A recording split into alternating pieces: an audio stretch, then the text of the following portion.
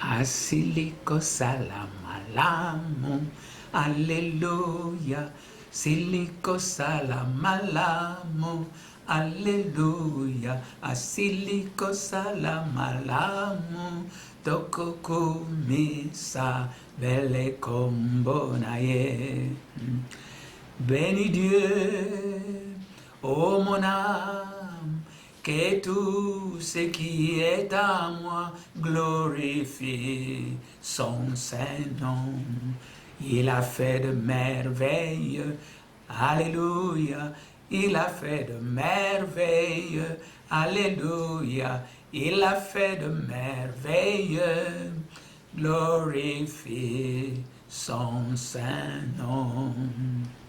Père éternel et Dieu tout-puissant, napesio merci mingi mokona lelo kopesanga lisusu tango yo ponete na continuer na oyo likambo tobandaki ya ecclesia na kati na ndako. Je te bénis et je te glorifie de ce que tu me donnes encore cette occasion pour que je puisse continuer le thème que tu m'as donné concernant l'église dans la maison. Laisse que ton nom soit glorifié. Kombono yekumisa masolo. Nzambe tata sala makamu isi. Fungola matoi ya bandeko na ngai bazako yokango.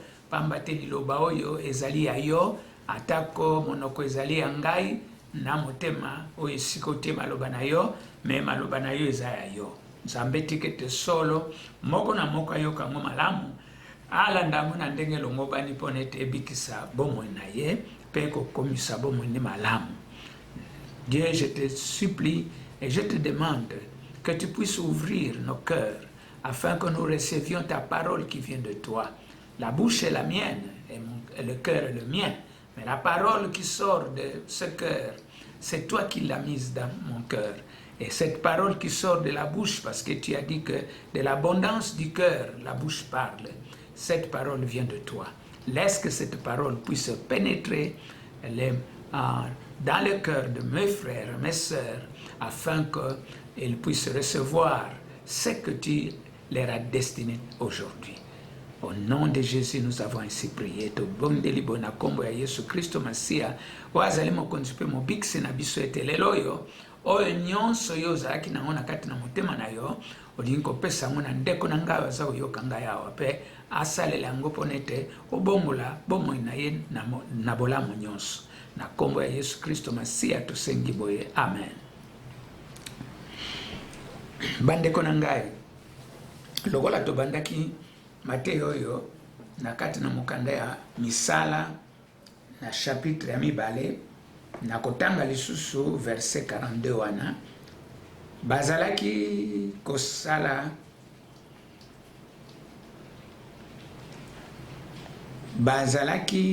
kosala makasi to molende pona koyoka mateya ya bantoma pona kozala lisanga lokola bandeko. Ça c'est deux. Et pona kolia esika moko, kolia elambo, kolia elambo esika moko, mpe kosambela, c'est-à-dire kosambela. Biloko mine oyo, ces quatre vérités, ces quatre choses constituent les piliers d'une église. Quelle église se réunit dans un bâtiment qu'on appelle le temple, ou dans la maison, ou que ce soit en plein air ou dans la forêt, eh bien, ce qui soutient une assemblée des enfants de Dieu, c'est-à-dire ceux qui ont reçu Jésus-Christ et qui vivent pour lui et par lui, ce sont ces quatre éléments qui sont essentiels pour maintenir la vie d'une église. Bao nyonso bazali kosangana baza bana na Nzambe bayambaki Yesu Kristo lokola mokonzi pe mobikisi na bango mpe bakomi lisanga ya Nzambe to etonga atako bakutanaka na kati na esika babengi temple to na kati na bandako na bango oyo nyonso totangi awa biloko minne oyo yango eza makunzi to bapilier ya kosimba lingomba ya Yesu Kristo. Alors, la fois passée, nous avons parlé de la prière comme étant un des piliers très importants. Bon, nous n'avons pas eu le temps d'aller en profondeur dans tous ces trois piliers dont nous vous avons parlé, les enseignements des apôtres, où les trouver et comment les avoir. Et puis, nous n'avons pas traité ces coins, nous avons seulement montré qu'est-ce que l'enseignement, les enseignements des apôtres. Et puis, nous avons parlé de la communion fraternelle, et c'est quoi? Et puis, nous avons parlé de la prière. Maintenant, aujourd'hui, nous voudrons parler de la fraction de pain. Fraction de pain. Alors, je voudrais que nos frères et sœurs, bandeko na ngai nyonso ya molimo, bozo olanda biso, toyeba malamu ete na ebandeli wana tango bato bazokende na bandako, c'est sûr, tango bazoyoka mateya, tango bazosambela, tango bazakosangana na elongo ya bondeko nyonso, bazaki kosalela likambo monene, bazaki kolia. Mais avant balia bazalaki nanu kosala oyo babengi elambo. Soki tolingi totala yango tokoko kende na kati na mokanda ya 1 Corinthiens chapitre 11. Tokomona mwa 1 Corinthiens chapitre 11. Ezopesa biso mwa ndingisa ya likambo wana.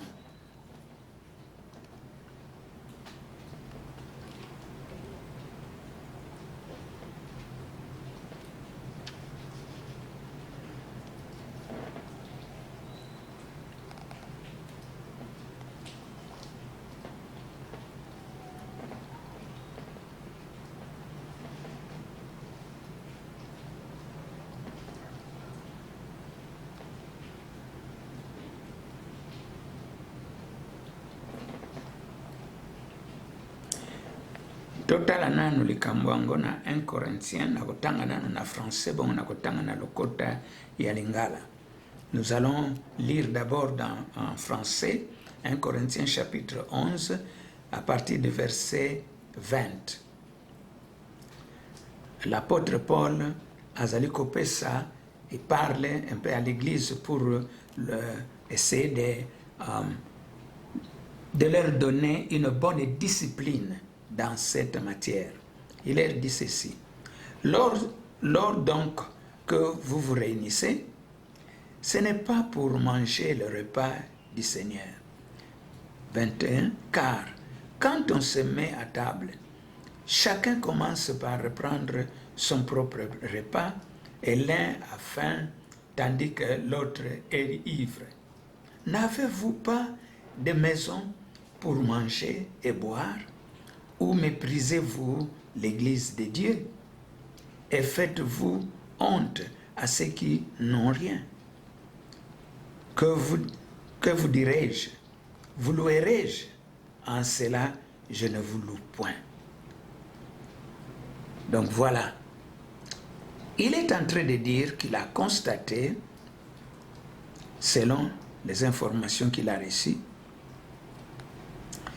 que lorsque les gens se réunissent dans leur communion fraternelle pour écouter la parole de Dieu, pour prier ensemble, etc., etc., quand le temps de la fraction de pain arrive, il y a des gens qui ne savent pas distinguer entre la fraction de pain et manger.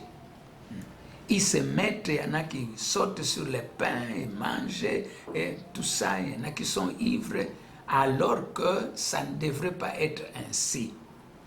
Ils doivent accorder avant toute chose, ils doivent accorder du respect en ce qui concerne la fraction de pain, c'est-à-dire la communion, la Sainte Seine. Parce que chaque fois qu'ils se réunissaient, le principe était que les 4 piliers étaient d'activité. Il y avait les enseignements des apôtres, il y avait la communion fraternelle dans laquelle on louait le Seigneur, on chantait, on s'exhortait, etc. On louait le Seigneur, on faisait la louange et l'adoration du Seigneur et tout cela dans l'assemblée des gens. Et puis, venait maintenant, le temps maintenant, de prendre la Sainte Seine. Et puis, après avoir prié, évidemment, fait des prières, tout ça, venait maintenant le temps de la Sainte Seine. Mais alors, les gens confondaient ça parce qu'ils amenaient de la nourriture, il y avait le temps de manger ensemble et tout ça.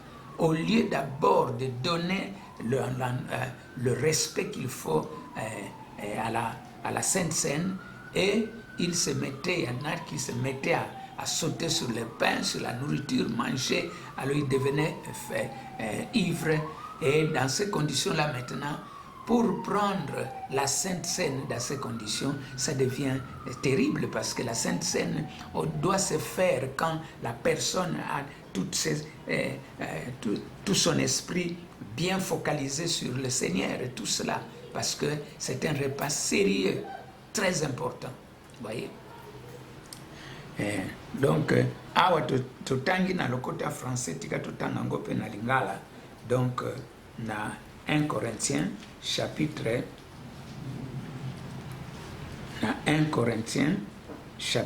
11, tozali kotala awa na ba Corinthiens chapitre 11 banda natangaki na verset 20 tina verset 22. 11, 20 à 22. Toza kotanga na lingala 20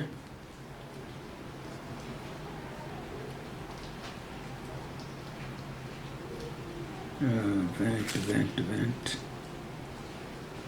Ok.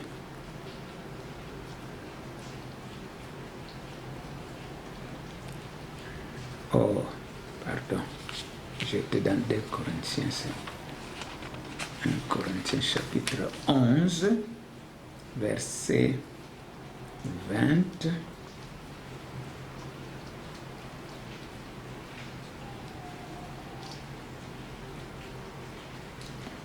Ok.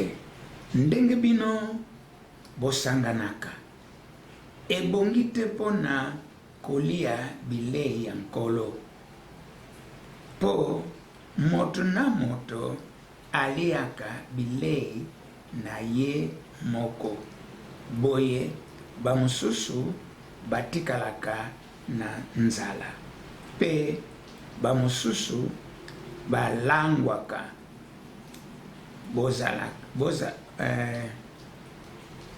Bozali na bandako te pona kolia pe komela. Bozali nde kotiola eklesia ya Nzambe. Bolingi boyokisa bato bakelela soni. Nalobela bino nini? Nakumisa bino na makambo oyo nakoki kokumisa bino te. Donc azako lobete pratique bino bozo salela. Na esika ya kozwa elambo bino bozo komema nanu bolia. Alors batu bakozela nanu te tango boyoki mateya esalemi bosalaki nano ba louange, remercier Nzambe, bosali makambo nyonso, boza koyemba, après bosali boyoki mateya Nzambe, bosambeli ba prière ndenge na ndenge, après cela sikoyo nde olie bozwa elambo na nkolo, c'est-à-dire la Sainte Seine, boliango na respect nyonso pe na boyebi nyonso, bino boza kosala lokola boza kolia lokola kolia biloko na bino ya kolia na kati na esika wana. Alors eza kopesa mobulu parce que bamosusu bazowela mapa, bamosusu bazowela komela vino, alors bamosusu basi kolangwa déjà. Alors comment quatrième pilier ezosalama malamu te. Paul aza koloba ngo na église ya bakorinto parce que boyeba malamu bakorinto bango bayambi liloba na nzambe ya sika, bango bazali ba gentil bapagano liboso, donc ba non juif. La discipline penza ya bonzambe ezanki na bango nanu te, nde siko bazoyekola. Alors ba erreur wana nde Paul abandi kokorige mpona kolakisa bango ke ntango bino boza koya ntango nyonso boza kokutana esika moko, eza nde esika ya kokende kolia te, eza esika ya koyoka mateya, ya kosanjola nkolo, eza na esika ya kosambela pe ya komela elambo, c'est-à-dire komela kokanisa kopesa kokanisa nzoto na nkolo pe makila mayema sopanaki mpona biso. Omoni donc yango wana. Donc c'est dans ce contexte maintenant que Paul est en train de leur dire voilà comment la Sainte Seine doit se faire. La Sainte Seine, ce n'est pas venir manger. Vous avez des maisons. Si vous avez faim, avant de venir là-bas, mangez d'abord à la maison. Voilà. Alors,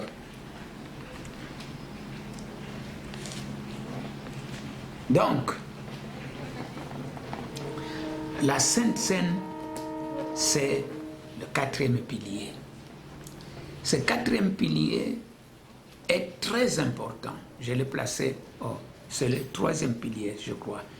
La vidéo, j'ai sauté le troisième pilier qui est la fraction de pain ou la Sainte Seine, parce que je voulais d'abord parler de la prière et maintenant pour terminer avec la Sainte Seine, parce que la Sainte Seine, c'est un pilier très important, aussi important que les autres, et même, je dirais que primordial, parce que nous allons le voir lorsque nous allons décortiquer ce que c'est la Sainte Seine et sur le plan spirituel. Kolia elambo tomesa na nkolo ezali likambo moko ya motuya makasi yango wana liboso na kati na kotangaka na Biblia na misala na mukanda ya misala na verset 42 sokotangi yango na séquence na yango elambo tokolia ko fraction de pain de balobi na français ezali troisième pilier. Enseignement des apôtres, mateya bantoma, la communion fraternelle, koyangana ya bondeko ya bandeko nyonso esika moko pona basala oyo basengeli basala ensemble, c'est-à-dire kobondela elongo, kosanjola nzambe, kopesa ye lokumu, etc. Et puis donc quatrième nde ezali nde les prières, mais totiaki na prière comme troisième, et puis na vidéo bongo quatrième sikoyo nde totie toye kokota na quatrième pilier sikoyo ekomi nde tolobela la Sainte Seine. Elambo eza na motuya monene bandeko na ngai, motuya monene yango wana ekozwa biso mwa ntango na kobanda kotia yango na ndamu. Me lelo oyo nalingi deja kopesa bino mwa gu ya likambo ya elambo. Tango Yesu ayebaki ete tango yako ya kosala elambo wana plus tard akosala yango tango sikoyo ministère na ye eza kokende kosuka nde akosala sikoyo démonstration ya ndenge nini ya kosala elambo wana ya komela yango ya kolia yango. Alors avant cela azokoteya nano bango concept wana likambo wana ya elambo na malembe pona ete mitema na bango efungwana, bongo na bango efungwana muke parce que biloko ya molimo na mbala kaka soki bapeso ebele okobungisa nyonso mpe mosusu okoboya yango parce que ozwi yango ntango te mpona ete ekota kati na yo oyeba yango na ndenge elongo bane. C'est pourquoi yesu na kati ya pédagogie na ye abandaki nanu koteya bango bien avant ntango bazalaki nanu 70 disciples, c'est-à-dire badisciple qu'est-ce qu'on dit 70. Alors totala yango ndenge bande koteya bango likambo etali elambo kopesa bango théorie na yango à partir ya mokanda ya Jean, évangile selon Saint Jean na chapitre 6 abandeli yango na verset 31 ti koya kosuka na verset 63.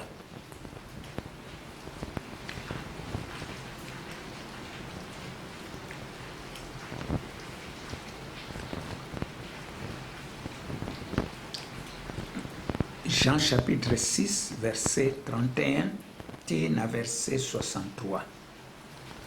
Soko tangi yango kuna nde Yesu Kristo azopesa muke d'abord elambo ekozala nini, origine nango euti wapi, et puis eloko nini elambo ekopesa na bato, surtout wana nde kuna tokoya komona valeur ya elambo yango wana na kotango bele kotanga na lokota français ebongo tokotala so toza na tango totangi na lokota lingala bongo na pesi bino kaka résumé ya makambo boni oyo nga na kundoli ya minene na esika wana nde sikoyo tokotsilisa na biso.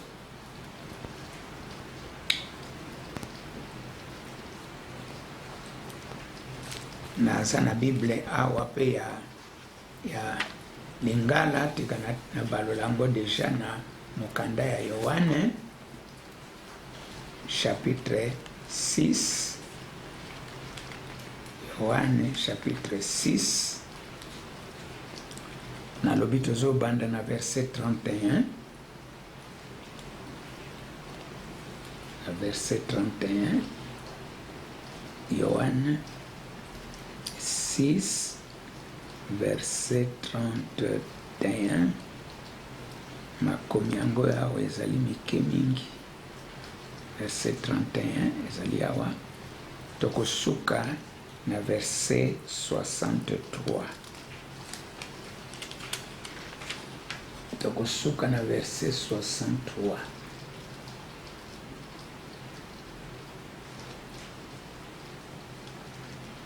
Na verset 63 awa.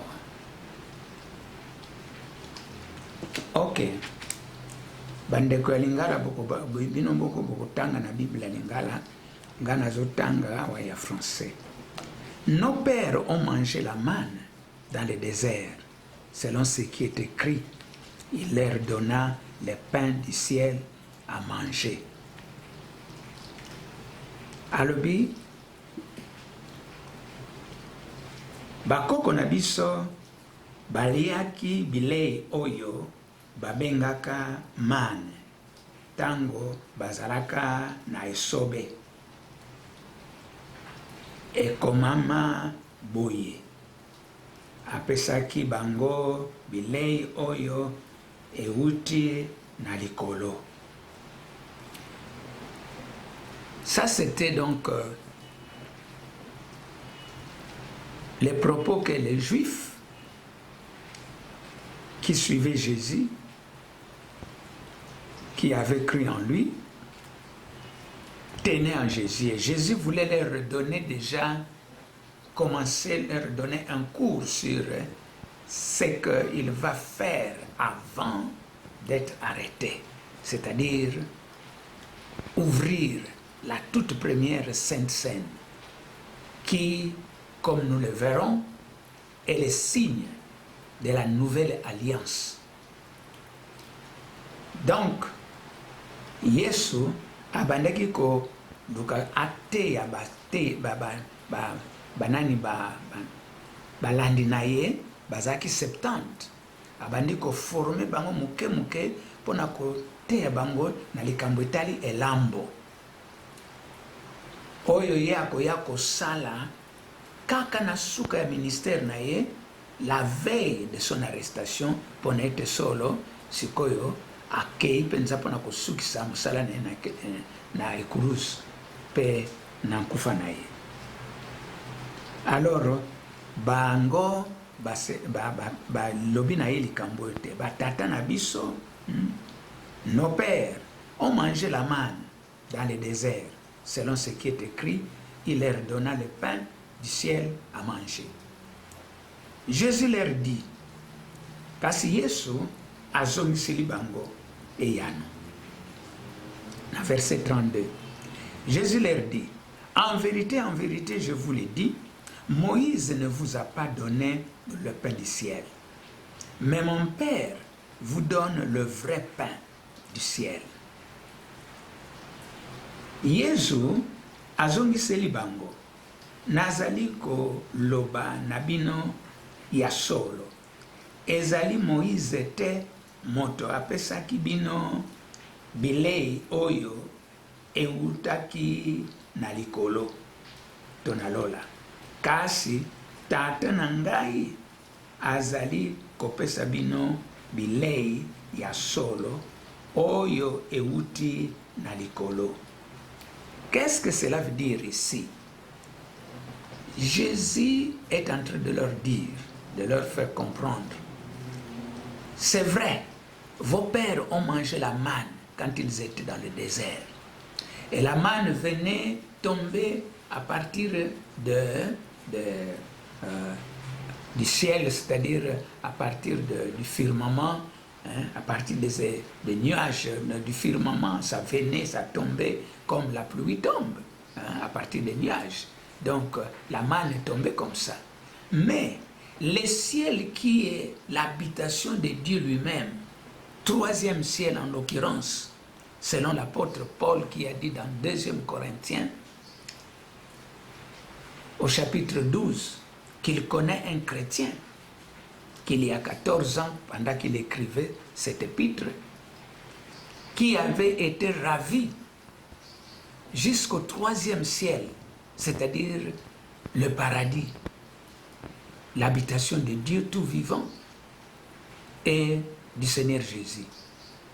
Donc il dit que la manne que vos parents ont, yes, c'est vrai, c'est Dieu qui l'a envoyé, mais cette manne ne venait pas de ce troisième ciel, c'est-à-dire du ciel spirituel. Ça venait seulement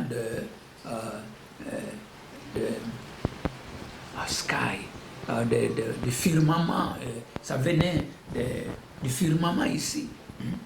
Donc vous le voyez tomber, mais ça venait du firmament comme tombe la neige, comme tombe la pluie. Mais vous avez ici le pain, vrai pain, qui est venu à partir du troisième ciel, s'il faut le dire, à partir du paradis, là où Dieu a établi son trône, comme nous le lisons dans Psaume 103. Et sika nzambe ye moko atia trône na ye. Tant que tanga ngona Psaume 103, et l'objet Dieu a établi son trône dans les cieux, dans le ciel, troisième ciel. Et son règne domine sur toutes choses à partir de là.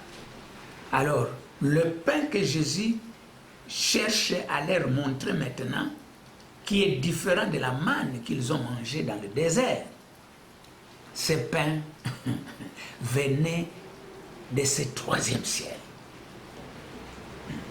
Donc, Yesu alingaki alakisa bango bokeseni ezali na manne oyo bakoko na bango baliaki ya solo ebutaki na likolo awa, mais na lola te, na esika te nzambe avandi.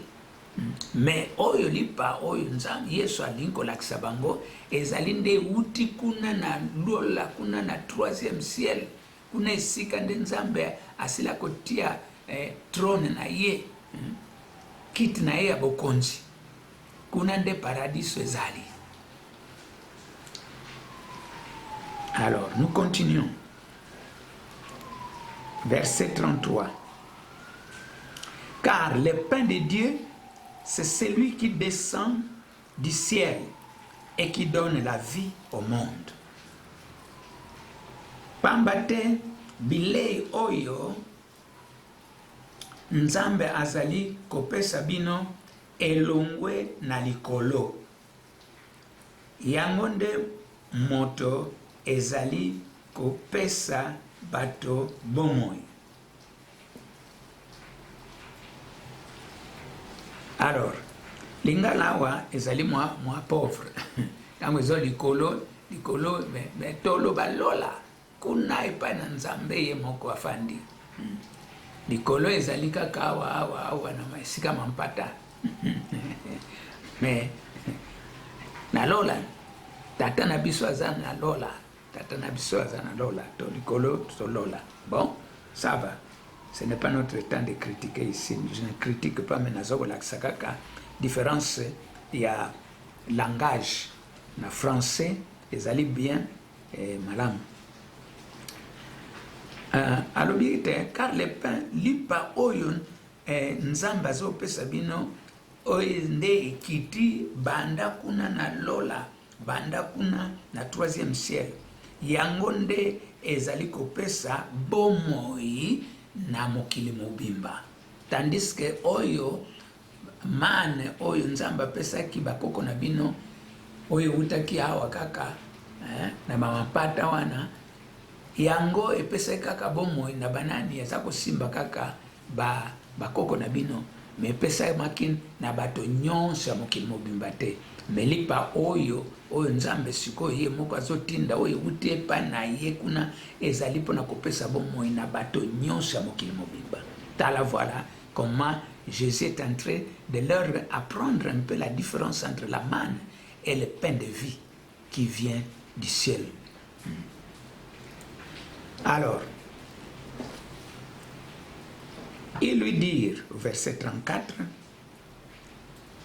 ils lui dirent, Seigneur, donne-nous toujours ce pain. Bato balobi na ye, mokonzi, pesaka biso bilei yango mikolo nyonso. 35.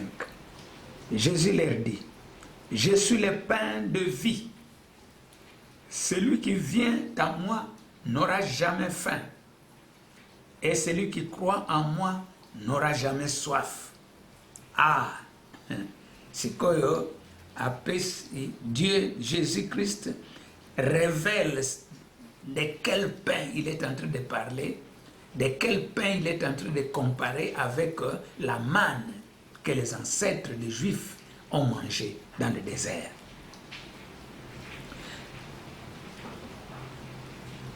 Yesu azongiseli bango, ngai nazali bilei oyo epesaka bomoi. Moto oyo akoya epai na ngai akoyoka lisusu nzala te. Pe oyo akondima ngai akoyoka lisusu posa ya mai ata mokolo moko te.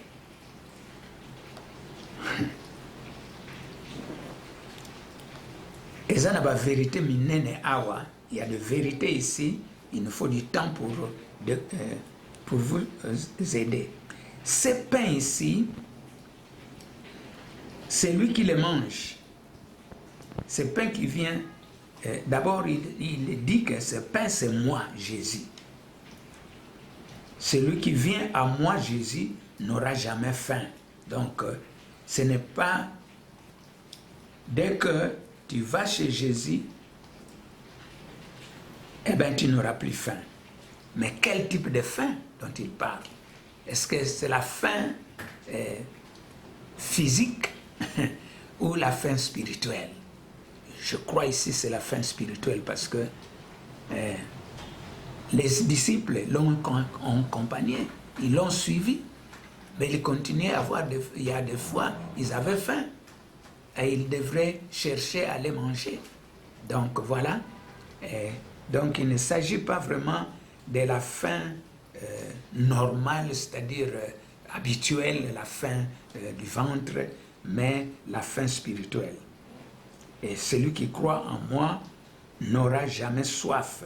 C'est aussi la soif ici, ce n'est pas la soif physique, mais c'est la soif spirituelle.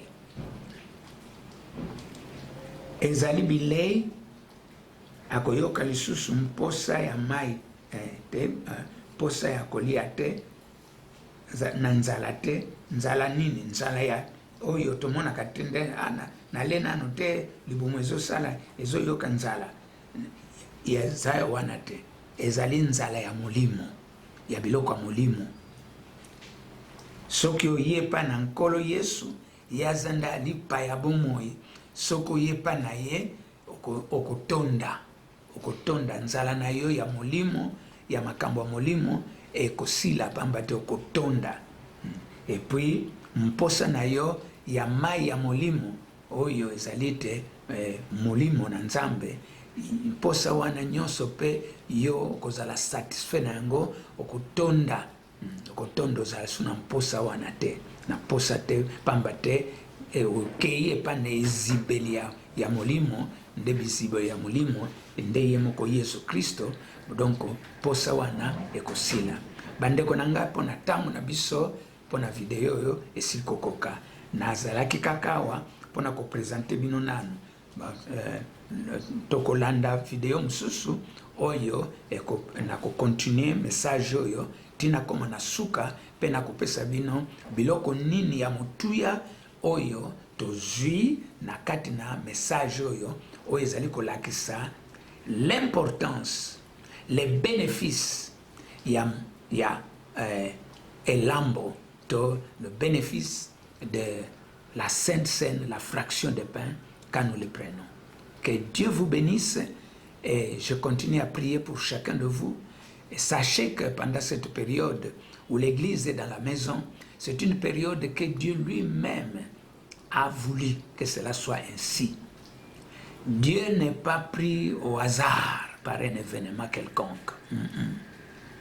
Si vous lisez dans Lamentation, chapitre 3, vous allez voir le passage qui dit « Qui dira qu'une chose arrive quand le Seigneur ne l'a pas ordonné, ne l'a pas permise ?» Voyez, une chose ne peut pas arriver dans ce monde qui soit quelque chose qui prend Dieu au dépourvu.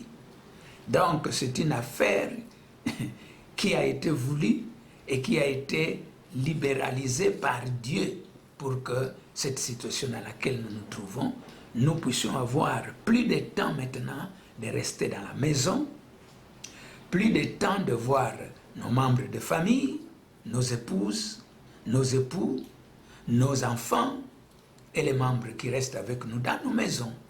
Voilà pourquoi Dieu voudrait maintenant que nous passions plus de temps dans nos maisons, pour une grande raison qui est là. Si vous lisez le livre de Malachie, vous allez voir qu'est-ce qu'au temps de la fin, qu'est-ce que Dieu a dit dans le livre de Malachie chapitre 4, au temps de la fin.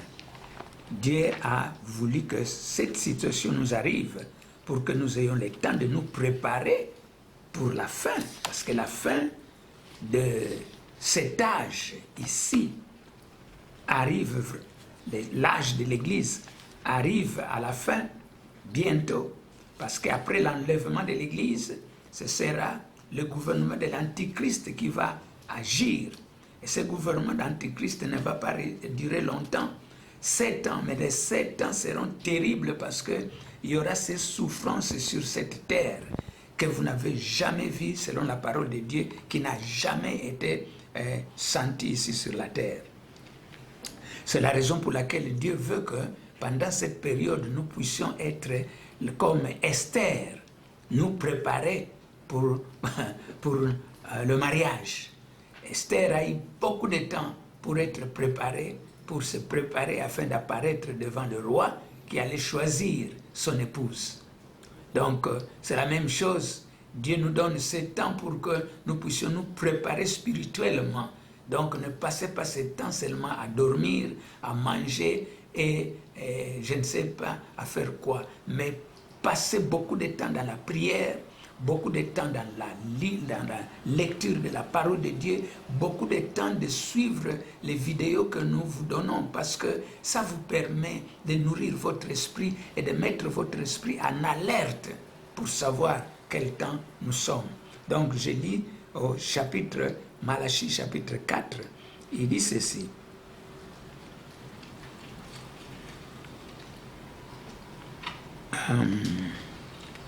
Voilà.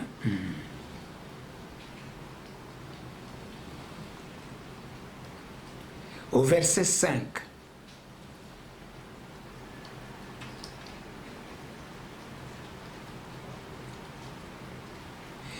Et voilà d'abord au verset 4, très important.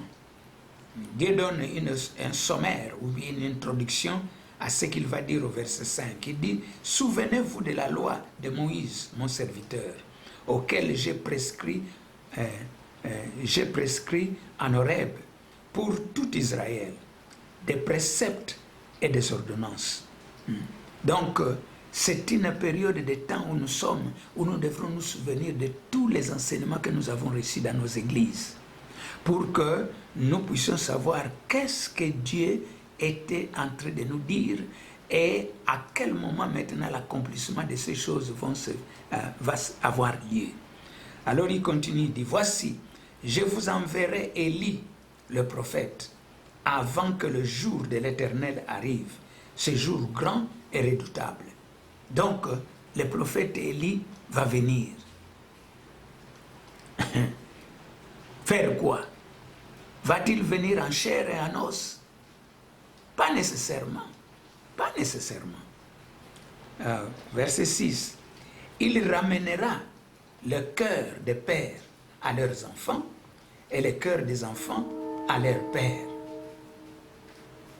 Il ramènera le cœur des pères à leurs enfants et le cœur des enfants à leurs pères, de peur que je ne vienne frapper le pays d'interdit ou de la malédiction. Donc voilà, Dieu a vu que c'est le moment maintenant, parce que très bientôt, l'enlèvement arrive. Avant cet enlèvement, Dieu veut réconcilier les parents et leurs enfants, les enfants avec leurs parents, en faisant en sorte que maintenant, ils aient beaucoup plus de temps ensemble. Parce que la vie que nous menions avant a fait que très souvent, les parents sont rares à la maison. Et voilà, maintenant Dieu veut reconstituer la famille qui a été endommagée par tout ce que nous avons connu.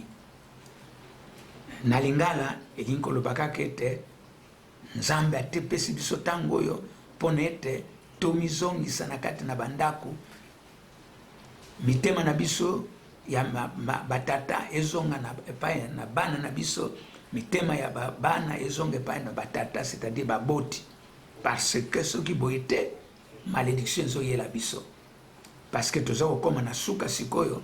Alors soko enlèvement salami bato bakotikala na nse bakokutana na nini règne antichrist ekozala kaka ya mokuse 7 ans seulement. Mais na 7 ans wana makambo ekosala ya mapasi oyo nanu emonana te na kati na mokili oyo. Liloba na Nzambe lobi boye, yango wana ndeko na ngai ya molimo nazali kobelela mpona ete ozwa ntango oyo ezala ntango na yo ya kolala kaka te, ya kolia te, ya kosala ya kuwana te, sambela lia kati sambela malamu, yokana boyokani na yo na mama na bana ezonga, na mama na tata ezonga, boyokani na bandeko nyonso na kati na eklese ezonga, ozala malamu mpona ete tango makambo esalemi yo mpe ozala elongo mpona kokende na lola, mpona koéchappe na badouleur ya 7 ans du règne de l'antichrist qui s'annonce déjà. Nzambe apambola bino, Nzambe asunga bino na kombo ya Yesu Kristo Masia na sengi boye. Amen.